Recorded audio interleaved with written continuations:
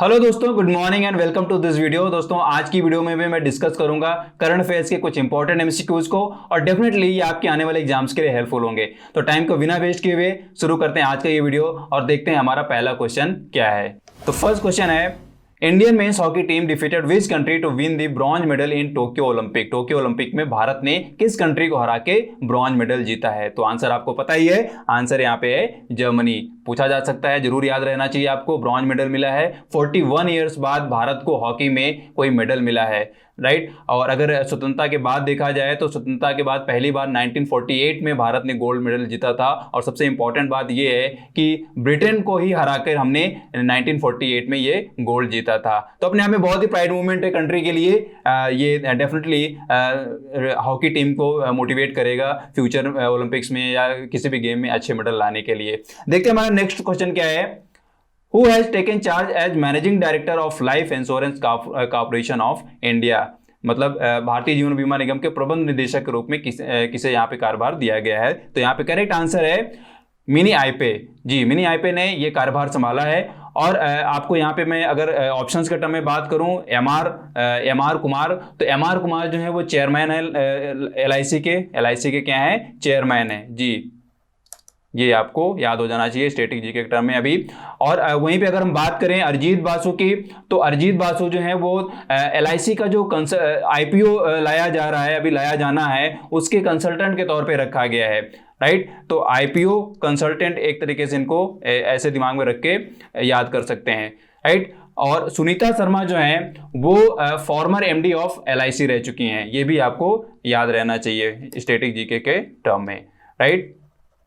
तो आप ये चीज यहाँ पे देखिए, बोला क्या जा रहा है, आईपीओ इंपॉर्टेंट है बहुत ही। इससे ढेर सारे क्वेश्चन बन सकते हैं इकोनॉमिक कॉमर्स कैटेगरी में। एलआईसी में क्या होना है कि आईपीओ आना है, क्योंकि गवर्नमेंट ने, सेंट्रल गवर्नमेंट ने ये अनाउंस किया हुआ है कि वो अपने स्टेक को क्या करेगी, डिसइन्वेस्ट करेगी और वो आईपीओ के थ्रू ही आना है। और आईपीओ आपको पता होना चाहिए कि इकोनॉमिक्स में आईपीओ क्या होता है, एक तरीके से प्राइमरी मार्केट के तौर पे जाना जाता है। मतलब इसको हम फुल फॉर्म में क्या बोलते हैं? Initial public offerings. जी, मतलब ये है कि कोई कंपनी जो है अपने जो सिक्योरिटीज हैं, मतलब कि जो अपने स्टेक्स हैं और अपने जो बॉन्ड्स हैं, उनको क्या करती है, पहली बार ऑफर करती है पब्लिक के लिए। तो उसी को हम क्या बोलते हैं? इनिशियल पब्लिक ऑफरिंग्स जी। और इसी को हम क्या बोलते हैं? इनिशियल मार्केट बोलते हैं या प्राइमरी मार्केट बोलते हैं। फिर बाद में क्या होता है कि जब ये मतलब आईपीओ लॉन्च हो जाता है तो उसके बाद क्या होता है, इसी की खरीद और फरोख्त जो होती है वो शेयर मार्केट में की जाती है, राइट। तो अपने आप में ये इंपॉर्टेंट है, ये जानना आपके लिए बहुत जरूरी है। अभी फ्यूचर में क्या होगा, कितने % गवर्नमेंट इसमें स्टेक डिसइन्वेस्ट करेगी, वो आगे की बात होगी। बट आपको ये जानना चाहिए आईपीओ होता क्या है और किस तरीके से वो काम करता है। तो आईपीओ बेसिकली क्या है? प्राइमरी मार्केट, और इसका फुल फॉर्म क्या है? Initial public offerings, right. Exam में पूछा गया कई बार, इसको आप दिमाग में जरूर रखें। देखते हैं हमारा नेक्स्ट क्वेश्चन क्या है। The Board of Governors of the International Monetary Fund (IMF) have approved a record general allocation in IMF Special Drawing Rights (SDR) to help boost global liquidity. How much allocated for this? Right. तो global liquidity को बढ़ाने के लिए यहाँ पे IMF ने एक amount allocate किया है। वो अमाउंट क्या है? तो मैं आपको आंसर बता देता हूँ फटाफट। आंसर यहाँ पे है $650 बिलियन है, राइट। ये आपको याद हो जाना चाहिए। और किस पर्पज के लिए रखा गया है? तो देखिए यहाँ पे क्या है कि आईएमएफ क्या करता है, एक तरीके से फंड तो मुहैया कराता ही रहता है।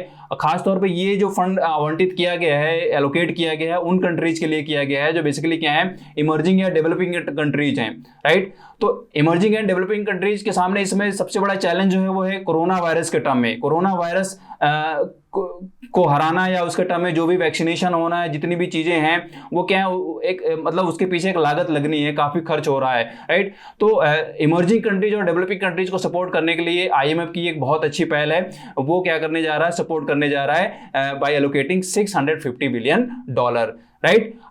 तो बेसिकली क्या है, इसका पर्पज है कोरोना वायरस से लड़ रही कंट्रीज को मदद करना, और कोरोना वायरस के थ्रू जो एक इकोनॉमिक डाउनटर्न आया है उससे निपटने का भी इसमें पर्पज रखा गया है। तो अपने आप में बहुत अच्छी पहल है। देखते हैं इसके क्या रिजल्ट्स आते हैं। देखते हैं हमारा नेक्स्ट क्वेश्चन क्या है। Who has become the youngest person in the world to reach summit of K2? K2 के शिखर पर पहुंचने वाला दुनिया का सबसे कम उम्र का व्यक्ति कौन बन गया है? बहुत इंपॉर्टेंट है, स्ट्रेटेजी के टर्म में पूछा जा सकता है। तो मैं आपको यहाँ पे आंसर बता दूं, आंसर है शेरोज कासिफ जी। शेरोज कासिफ जो है उन्होंने ये कारनामा किया है, मतलब यंगेस्ट हैं। और अगर मैं आपको बताऊं तो शेरोज कासिफ जो है वो पाकिस्तान के हैं और इनकी उम्र जो है वो 19 साल है जी। तो 19 साल की उम्र में इन्होंने कारनामा किया है। वहीं अगर हम K2 की बात करें तो K2 आपको पता होना चाहिए कि K2 क्या है, दुनिया का सेकंड हाईएस्ट माउंटेन है, मतलब कि पृथ्वी का सेकंड हाईएस्ट माउंटेन है, राइट। और अगर इसकी हाइट की बात की जाए K2 की, तो K2 की हाइट क्या है आपको पता होना चाहिए स्ट्रेटेजी के टर्म में। तो इसकी जो हाइट है दैट इज 8,611 मीटर्स, राइट। ये आपको याद हो जाना चाहिए। और माउंट एवरेस्ट का कितना है, एवरेस्ट का कितना है, एवरेस्ट का यहाँ पे जो हाइट है दैट इज 8,849 मीटर्स, राइट। और ये जो हाइट रखी जाती है वो क्या कहाँ से मेजर की जाती है, फ्रॉम दी सी लेवल, आपको पता होना चाहिए। वहीं पे अगर हम अदर ऑप्शंस की बात करें, यहाँ पे जॉर्डन रोमेरो है। तो जॉर्डन रोमेरो जो है वो फर्स्ट यंगेस्ट क्लाइंबर हैं टू क्लाइंब द एवरेस्ट। मतलब कि इन्होंने पहली बार सबसे कम उम्र में माउंट एवरेस्ट को फतह किया था। और उस समय इनकी जो एज थी वो 13 साल 10 महीने थी। कितने साल थी, 13 साल 10 महीने, राइट। ये आपको याद रहना चाहिए, 13 ईयर्स 10 मंथ। वहीं पे अगर हम बात करें मालवत पूर्णा की, तो मालवत पूर्णा जो है वो इंडिया की हैं। तो ये जो है वो सेकेंड यंगेस्ट हैं to climb the Mount Everest. और उस समय जो इनकी एज थी वो थी 13 ईयर्स 11 मंथ्स, राइट। आपको याद हो जाना चाहिए फटाफट, कितना है, 13 ईयर्स एंड 11 मंथ।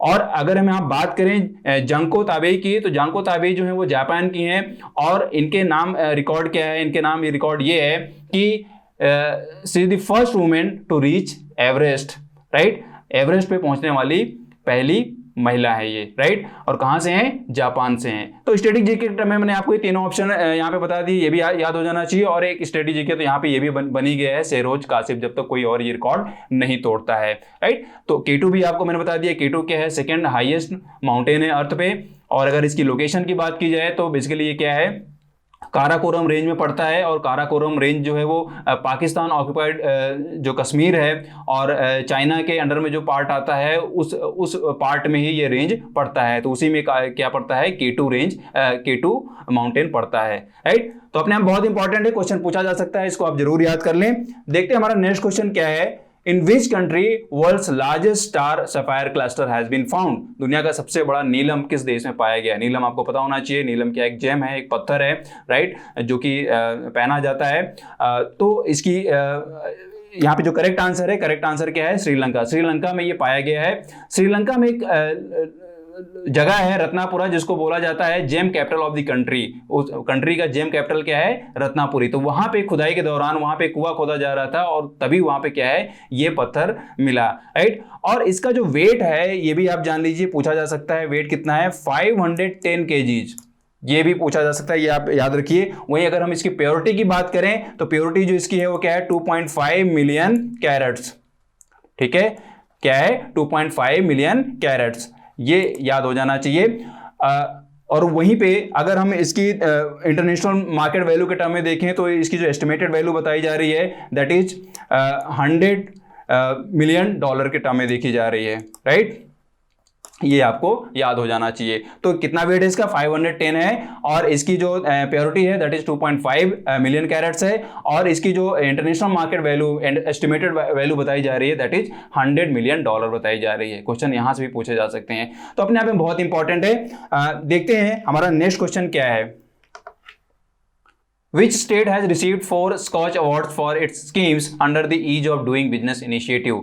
तो यहाँ पे करेक्ट आंसर मैं आपको बता देता हूँ फटाफट। आंसर है यहाँ पे वेस्ट बंगाल जी। वेस्ट बंगाल स्टेट को यहाँ पे ईज ऑफ डूइंग बिजनेस के तहत इसने जो स्कीम्स रखी हैं उन स्कीम्स के तहत यहाँ पे स्कॉच अवार्ड मिला है। कितनी स्कीम्स हैं यहाँ पे, 4 स्कीम्स हैं। तो उन स्कीम्स के लिए इनको स्कॉच अवार्ड मिला है। स्कॉच अवार्ड के टर्म में मैं पहले भी आपको बता चुका हूँ पहले की वीडियो में कि स्कॉच जो है वो एक तरीके से क्या है, इंडिया का लीडिंग थिंक टैंक है जिसने इन्होंने ये एक तरीके से फाउंडेशन रखी है इस अवार्ड की, और इनका जो पर्पज रहता है वो ये रहता है कि सोशियो इकोनॉमिक फील्ड की जितनी भी कैटेगरीज हैं, चाहे वो गुड गवर्नेंस के टर्म में हो, चाहे वो मतलब इकोनॉमिक के टर्म में हो, तो इन फील्ड से रिलेटेड जो भी अच्छा काम करता है इंडिविजुअल कैरेक्टर या कोई ग्रुप, तो उसको ये क्या करते हैं, अवार्ड करते हैं, राइट। तो इस बार स्टेट के टर्म में देखा जाए तो किसको ये अवार्ड मिला है, वेस्ट बंगाल को मिला है। बहुत इंपॉर्टेंट है, अवार्ड के टर्म में क्वेश्चन पूछा जा सकता है आपके कॉम्पिटिटिव एग्जाम में, इसको याद कर लें, राइट। तो ये थे हमारे आज के कुछ इंपॉर्टेंट क्वेश्चंस, डेफिनेटली आपके आने वाले एग्जाम्स के लिए हेल्पफुल होंगे। अगर आप ज़्यादा से ज़्यादा क्वेश्चंस को डिस्क्रिप्टिव में पढ़ना चाह रहे हैं और उनको पढ़ के नोट्स बनाना चाह रहे हैं, तो आप हमारे वेबसाइट पे विजिट करिए। वहाँ आपको डेली बहुत सारी न्यूज़ मिल जाती है in different fields like sports, economics, culture, entertainment, right. तो वहाँ पे जाके आप ढेर सारे न्यूज़ को पढ़ सकते हैं। और अगर आप सोशल मीडिया पे ढेर सारी अपडेट चाहते हैं, और अगर आप स्पेशली फेसबुक और इंस्टाग्राम में हैं, तो वहाँ पे भी आप हमको फॉलो करके अपडेट्स ले सकते हैं। तो आई होप आपको ये वीडियो पसंद आ रही होंगी। आपको जो भी इसमें नया चाहिए, जिस तरीके की भी आपको नया इसमें हेल्प चाहिए करंट अफेयर्स के टर्म में, आप प्लीज़ मुझे कमेंट करिए, मैं उस पर ट्राई करूँगा और उस तरीके की आपको इन्फॉर्मेशन देने की कोशिश करूँगा। तो मिलते हैं नेक्स्ट वीडियो में। Thanks for watching this.